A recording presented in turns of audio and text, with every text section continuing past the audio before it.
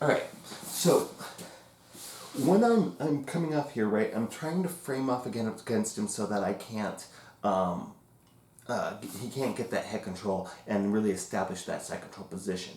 Now, if he starts, maybe you see that I've got this vulnerability here, right? So we've talked about that. He can go for that Darce choke that we talked about, right? Where he just threads under there, grabs the back of my neck, and he chokes me out, and then that's the end of the story. So from this position, I want to be careful about having my arms extended out because I can get into trouble with that. There is a cool defense from here for that Darce choke that I'm not going to show you right now because I want you guys, again, if quarantine is off in time, I want you to be able to go for that Darce choke and actually be able to hit it. Even with this funky fun thing that I can do, it's they still might be able to hit it. So maybe I'll be nice and give you it sooner rather than later. But anyways, if he is able to start to go past that initial defense and he's able to flatten me out, right? Now remember, when I'm in this position, this is hard to move, right?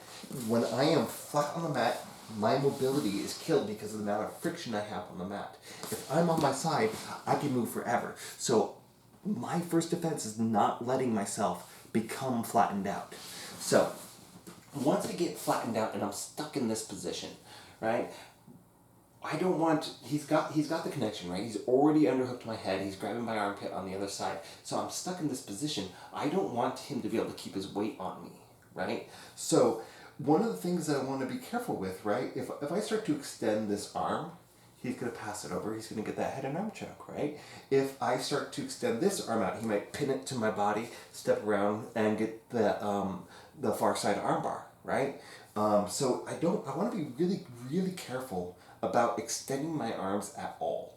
So the way that I'm going to start to escape from the side control position is going to be dependent on what kind of side control he has.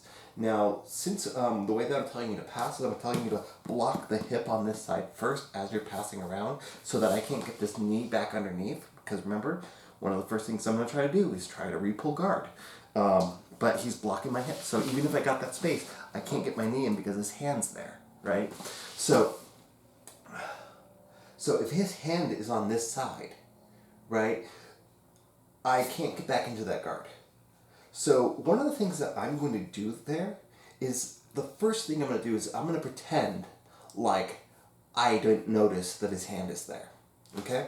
So one of the things that the way that you're going to start to get back into the guard, right, is I'm going to point my toes towards him. I'm going to bridge into him. I'm going to extend out the bottom leg. I'm going to slide it in between us, right? That's assuming his arm is not in the way. So what I'm going to do here in this position is I'm going to start bridging into him and kind of knocking him over that direction as much as I can because I want him to kind of be pushing back. I want him to be committing this arm down to the ground here, right? So I'm bridging into him, doing that single leg bridge. I might be doing 2 bridges, and I'm going to answer the phone here. I'm going to slide my arm up so it's up by my ear, and his head is on this side, right? So I'm up here. Now what I'm going to do is I'm going to do a 180, right? I'm going to go from bridging into him this way to being here, okay? And I'm extending this arm out, but I want to really be kind of pressuring my shoulder back into him, right? So I'm here. I bridge into him. I'm being really aggressive with this, guys. I really want him to keep his arm there. I answer the phone, right? Get here. I switch to the other shoulder, and I put pressure back on him. I want to be leaning on him the whole time, and then I'm going to walk around. And I sit up, and I can either get into the dogfight position, or I'm starting to establish top 4 quarter. All right? Last time. So I'm here, bridge in, answer the phone, and this is going to be kind of more real time here, guys, because me bridging into him, I'm keeping him focused on not letting me pull guard. So I answer the phone so I can start to create a frame. Now, I don't want him to have a chance to move his arm from this side to this side because then my path is blocked now, right? So I'm bridging into him, get onto this, and I scramble, right? The key thing here, guys, is not even necessarily speed. My arm is against his neck so he can't follow me, right? And flatten me back out.